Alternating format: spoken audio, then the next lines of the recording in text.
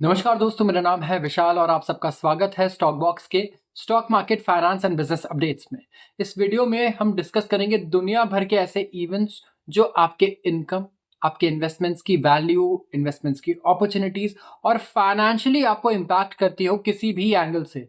तो दुनिया भर में होने वाले सारे इवेंट्स को मैं यहाँ कवर करूंगा बिजनेस न्यूज़पेपर से। एंड हर एक ऐसा इवेंट हम एनालाइज करेंगे जहाँ पे हमारे पॉकेट्स पे इम्पैक्ट पड़ रहा होगा। तो कॉज और इफेक्ट को इवैल्यूएट करना सीखना है हमें। सो आई अर्ज कि आप मेरा ओपिनियन मत कॉपी कीजिए, आप इवैल्यूएट करना सीखिए। आप देखिए कि मैं कैसे इवैल्यूएट कर रहा हूँ और आप क्या उससे कुछ बोरो कर सकते हैं, उससे और बेटर कर सकते हैं। सो आपको कभी भी ओपिनियंस नहीं कॉपी करना है, जैसे कि मैं न्यूज़पेपर्स के साथ करूंगा। मैं इनके ओपिनियन को नहीं कॉपी करूंगा, आप मेरे ओपिनियंस को मत कॉपी करो। तो शुरुआत करूंगा मैं सबसे पहले आर्टिकल से, और ये है चाइना के बारे में। China lets yuan slide to support economy. China यहाँ पे क्या कर रहा है, तो ब्लास्फेमस चीज है। चाइना अपनी करेंसी युआन को नीचे गिरा रहा है ताकि अपने इकोनॉमी को सपोर्ट कर पाए। तो यहाँ पे इंडिया में तो करेंसी एक पॉलिटिकल इशू बन जाती है। आप ये देखो कि रुपया गिर रहा है, डॉलर के अगेंस्ट कमजोर हो रहा है। ये तो बहुत नेगेटिव मानते हैं हम लोग। और चाइना फिर अपने साथ इतना नेगेटिव क्यों कर रहा है? अगर करेंसी का नीचे गिरना है इतना नेगेटिव है तो आइए जानते हैं। तो China is letting yuan weaken against almost all currencies, ठीक है, all major currencies to support its teetering economy. यहां पे मैं बात कर रहा हूं चाइना की, जो अपने करेंसी को दुनिया की सारी मेजर करेंसीज जो हैं उसके अगेंस्ट नीचे गिरने दे रहा है, कमजोर होने दे रहा है, ताकि अपने इकोनॉमी को सपोर्ट कर पाए। जी हाँ, इकोनॉमी को सपोर्ट मिलता है करेंसी के गिरने से नीचे। एंड यहाँ पे ट्रेड वॉर जो है यूएस के साथ, क्योंकि ये और डीपन हो रहा है, टैरिफ्स और बढ़ते जा रहे हैं, कुछ भी यहाँ राहत नहीं मिल रही है। तो ऑन शोर युआन देखेंगे तो लास्ट सीन जो लेवल्स थे हमारे ग्लोबल फाइनेंशियल क्राइसिस के अगेंस्ट डॉलर, जब ये ट्रेड कर रहा था, उस लेवल पर पहुंच चुका है। तो युआन अभी 15 मंथ लो पर आया है against basket of its trading partners. Bearish yuan wagers जो है वो और ज्यादा बढ़ रहे हैं। मतलब वो लोग जो सोचते हैं कि युआन यहाँ से और नीचे जाएगा, उनकी जनसंख्या और ज्यादा बढ़ रही है और ज्यादा लोग बेरिश हो रहे हैं। और ज्यादा लोगों को लग रहा है कि चाइनीज करेंसी और वीक हो सकती है, क्योंकि पीपल्स बैंक ऑफ चाइना ने कट किया है अपने रेफरेंस रेट को करेंसी के लिए for the 6th straight session. तो यहाँ पे ये सिग्नल दे रहे हैं इस तरीके से वहां के सेंट्रल बैंक्स की बीजिंग ये डिजायर कर रहा है यहाँ पे कि और युआन वीक हो जाए डॉलर के अगेंस्ट। तो इसे करने का सबसे सिंपल फंडा, सबसे पहला फंडा ये है बेसिक इकोनॉमिक्स 101, जो कहता है कि आप अगर एक्सपोर्ट करते हो 100 रुपए का सामान, मैं आपसे 100 रुपए का 1 किलो चीनी खरीदता हूं, और मैं श्रीलंका से 100 रुपए का 1 किलो चीनी खरीदता हूं। लेकिन श्रीलंका ने क्या किया, बड़ी चालाकी से अपने करेंसी को ना मेरे करेंसी के अगेंस्ट और वीक कर दिया। तो अब 100 रुपए में मुझे 1 किलो चीनी मिलता था, तो अब वो मुझे 70 रुपए में मिल जाएगा, क्योंकि 30% का मुझे डिस्काउंट मिल रहा है, क्योंकि वहां की करेंसी 30% डिवाल्यू हो गई, राइट, कम हो गई मेरी करेंसी के अगेंस्ट उनकी वैल्यू। तो अब मैं 70 रुपए में ही खरीद पा रहा हूँ सिर्फ उतना शुगर। तो फिर क्या होगा, मैं श्रीलंका से ही ज्यादा शुगर एक्वायर करना शुरू कर दूंगा, राइट, क्योंकि वहां के प्रोड्यूसर्स के लिए तो कॉस्ट उतनी ही है, लेकिन मैं जब यहाँ पे इंपोर्ट करता हूं तो मेरे लिए बहुत बड़ा डिफरेंस है। तो चाइना की करेंसी अगर यहाँ से 20% डिवैल्यू हो जाती है, तो जो 20% एडिशनल टैरिफ लगाए हैं लेट्स से यूएस ने, तो वो ऑलरेडी ऑफसेट हो जाएंगे उस तरीके से, और उनका एक्सपोर्ट जो है वो स्ट्रांग रहेगा। तो आप समझ पा रहे हो, वो अपने गुड्स को बहुत कंपेरेटिव प्राइस पे रखना चाहता है ग्लोबली, इसीलिए अपने करेंसी को डिवैल्यू कर रहा है बड़ी तेजी से, और आगे और डिवैल्यू कर सकता है। इसीलिए लोग यूएस को भी बोलते हैं कि भाई अगर तुम्हें अपना सामान एक्सपोर्ट करना है तो अपने करेंसी को थोड़ा डिवैल्यू करो, अपने करेंसी को वीक बनाओ। और इंडिया की करेंसी भी इसीलिए हमेशा डिवैल्यू होते रहेगी, क्योंकि हमें एक एक्सपोर्ट पावर हाउस बनना है। तो साउथ कोरिया, जापान की तरह हमें अपने करेंसी को कमजोर करते रहना होगा। अब मैं बात करता हूं अगले आर्टिकल की, और ये है यूएस टैरिफ से ही रिलेटेड, लेकिन हम बात करेंगे इसे इंडिया के रेफरेंस में। US tariffs market volatility cast shadow on India's M&A scene. M&A, बहुत सारे लोग अभी मर्जर्स एंड एक्विजिशन में काम करना चाहते होंगे, मुझे लगता है स्पेसिफिकली जो कॉमर्स स्टूडेंट्स हैं। तो यहाँ पे उनके लिए थोड़ा मार्केट अब बेरिश है, थोड़ा आउटलुक बेरिश लग रहा है। क्यों? अब जितने भी कॉमर्स या फाइनेंस ग्रेजुएट्स हैं यहाँ पे जो काम करना चाहते हैं, thanks to president Donald Trump की flip flop on reciprocal tariffs, जो coupled with heightened market volatility, market में इतनी वॉलेटिलिटी है कि जो मर्जर्स एंड एक्विजिशंस हैं इंडिया में, जो पोटेंशियल बायर्स हैं वो और ज्यादा टाइम मांग रहे हैं ड्यू डिलिजेंस के लिए। लेट्स से यूएस की कोई कंपनी है, कोई प्राइवेट इक्विटी फर्म ही है, वो इंडिया में आके कह रही है कि भाई मुझे ये कंपनी एक्वायर करनी है, बहुत बढ़िया आपकी कंट्री के ग्रोथ प्रोस्पेक्ट्स है, मुझे पैसा लगाना है इसमें। लेकिन अब क्या हुआ, अब डोनाल्ड ट्रंप आ गए, वो इतने टैरिफ्स लगा रहे हैं, तो अब उन्हें क्या डर लग रहा है, क्या पता जिस कंपनी में पैसा लगा रहा हूँ उनका पूरा रेवेन्यू कहीं और शिफ्ट हो जाए, या फिर उनको फोर्सफुली यूएस में ही आना पड़ जाए इंडिया से। क्यों?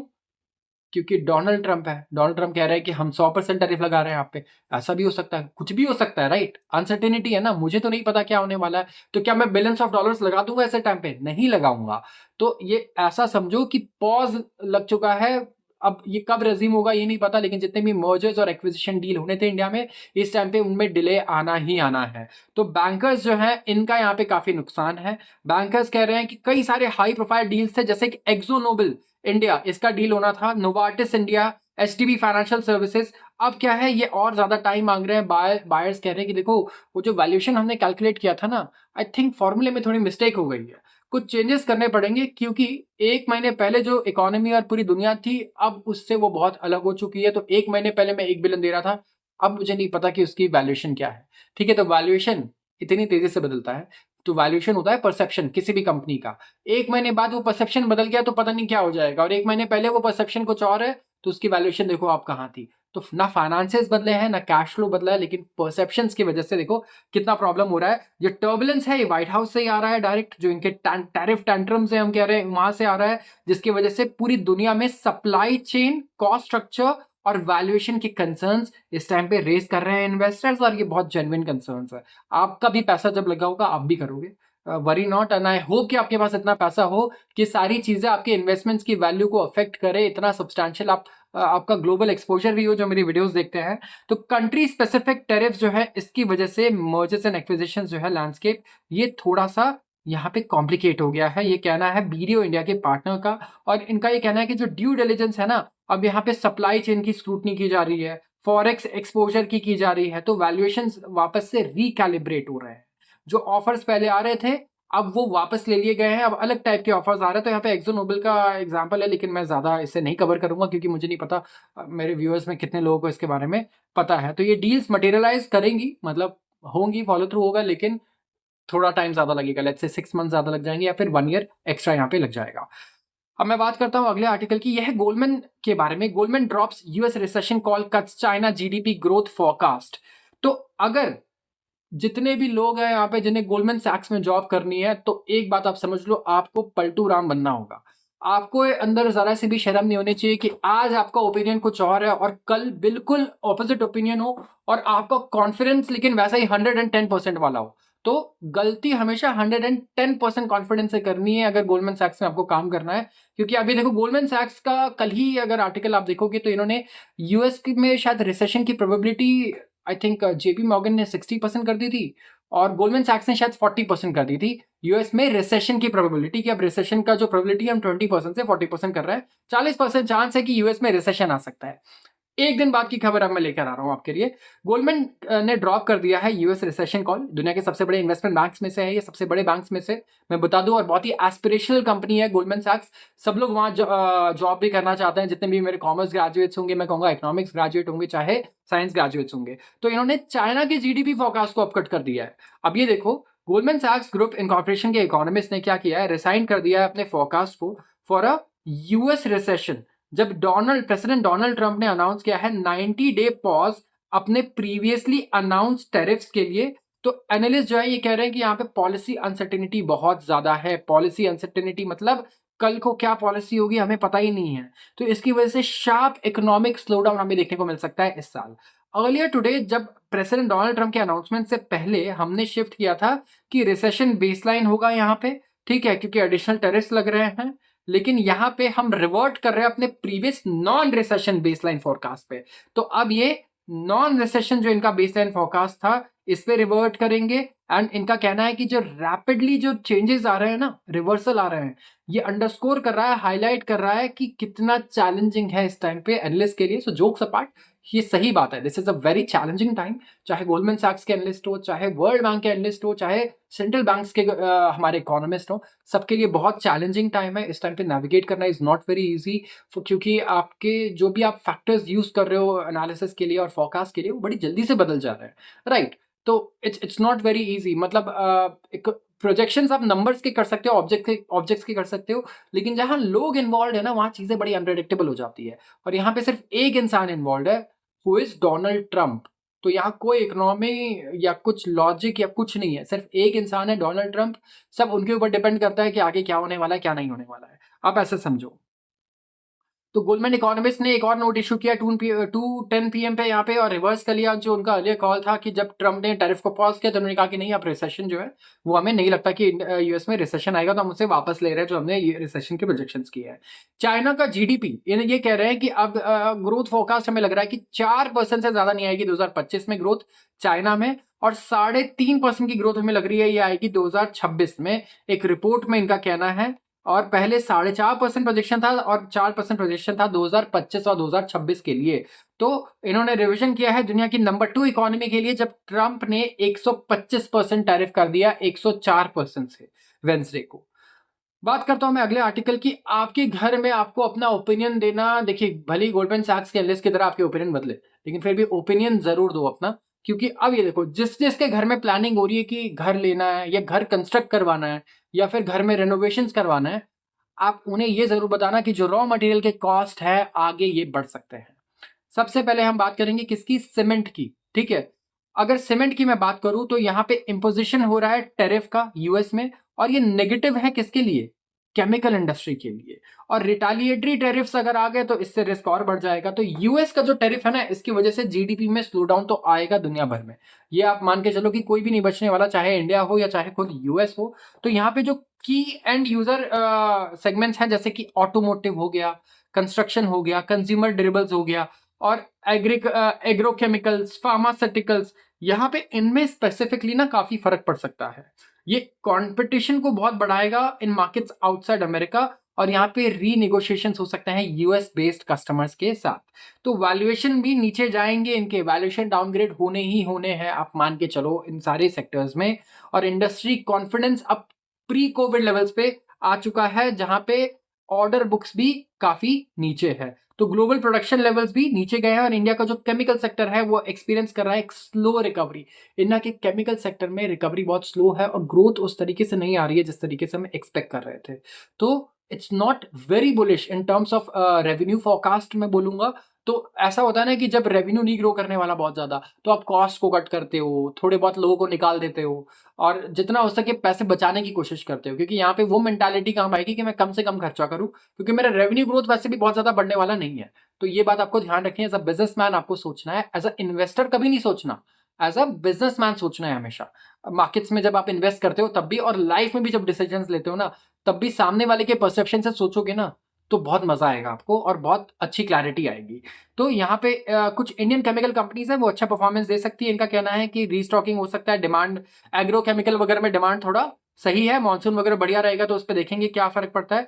केमिकल कंपनीज, ठीक है, जो इंडिया में केमिकल कंपनीज है जिसका सबसे ज्यादा एक्सपोजर है यूएस को, वो है एक तो पीआई इंडस्ट्रीज।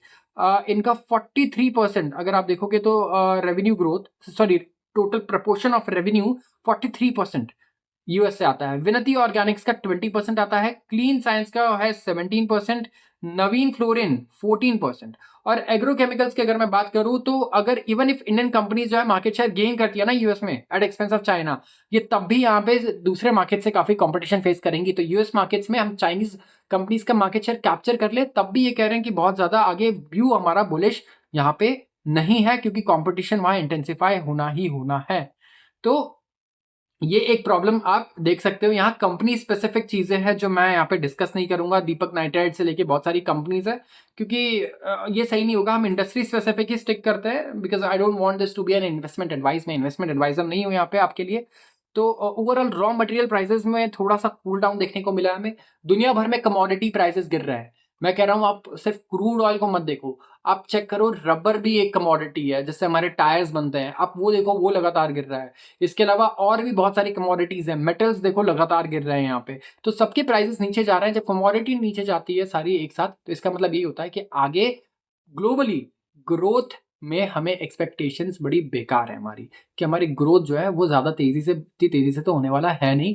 तभी इनके डिमांड भी बहुत ज़्यादा नहीं रहेंगे और तभी इनके दाम भी लगातार नीचे जाना शुरू कर देते हैं यहाँ पे।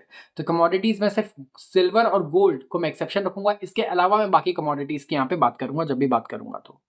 तो ये एक इशू है। वैसे ही मैं बात करूं तो स्पेसिफिकली अगर आप देखोगे सीमेंट के स्टॉक्स बड़े अच्छे चल रहे हैं, तो सीमेंट वाले एक्सपेक्ट कर रहे हैं कि इस साल डिमांड बढ़िया रहेगा, ठीक है, डिमांड में रिकवरी आएगी और ये अपने दाम को ना धीरे धीरे बढ़ाएंगे और देखते रहेंगे कि कंज्यूमर इस डिमांड पे कितना सीमेंट खरीद रहा है। फिर इसके ऊपर ये प्राइस और बढ़ा देंगे 10%, फिर देखेंगे यहाँ पे डिमांड तो नहीं वीक हो रही है। तो डिमांड और प्राइस प्राइस इलास्टिसिटी आपने 11th-12th में पढ़ा होगा या फिर ग्रेजुएशन में। तो यहाँ पे ना ये प्राइस इलास्टिसिटी देखेंगे सीमेंट फर्म्स, क्योंकि क्या हुआ है ना, सीमेंट वालों ने 1-2 साल आप देखोगे तो इन्होंने, इनकी कमाई अच्छी ज्यादा हुई नहीं है, मतलब ग्रोथ नहीं हुआ है बहुत ज्यादा। तो यहाँ पे ग्रोथ जब ये एक्सपेक्ट कर रहे हैं कि बढ़िया होगा, तो प्राइस को धीरे धीरे बढ़ाते रहेंगे तब तक जब तक कि प्राइस बढ़ने से डिमांड नहीं घटता, ठीक है। तो ये चीज आपको देखनी है, सीमेंट में होगा। स्टील की मैं बात करूं, जो कंस्ट्रक्शन में एक बड़ा इंपॉर्टेंट कंपोनेंट होता है, स्टील के दाम वैसे भी नीचे जा चुके हैं काफी, और इंडिया में तो स्टील कंपनीज वैसे भी इसीलिए काफी परेशान है क्योंकि ओवर सप्लाई का बहुत बड़ा इशू है स्टील में। तो कंस्ट्रक्शन में स्टील का यूज होता है, सीमेंट का यूज होता है, मैं इसकी बात करता हूं। इसके अलावा क्रूड ऑयल नीचे गिर गया है, तो जो पेंट है, पेंट की कंपनीज को फायदा हो सकता है, लोग कह रहे हैं, क्योंकि इनका बहुत बड़ा कंपोनेंट ना क्रूड होता है। जब पेंट्स आप बनाते हो तो क्रूड 4 साल के लोएस्ट प्राइस पे चल रहा है, राइट। तो थोड़ा कॉस्ट बेनिफिट अगर यहाँ पे लोगों को मिलेगा तो ओवरऑल इन्फ्लेशन, जो महंगाई दर है, वो यहाँ पे कम होगी और कंस्ट्रक्शन कॉस्ट भी मुझे लगता है कम होंगे। तो आपका ये ओपिनियन आप अगर अपने घर पे दोगे तो मुझे नहीं लगता कि आपके मम्मी पापा ने इतना डीप सोचा होगा।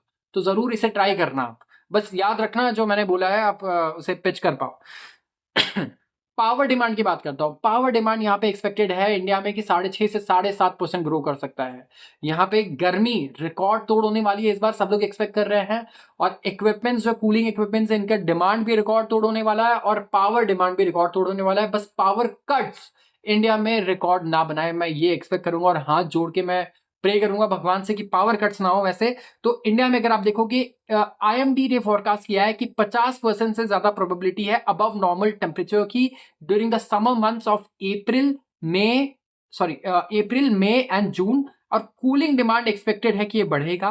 पावर डिमांड 4.3% बढ़ा ईयर ऑन ईयर बेसिस पे FY25 में, टू 1.5 ट्रिलियन यूनिट्स।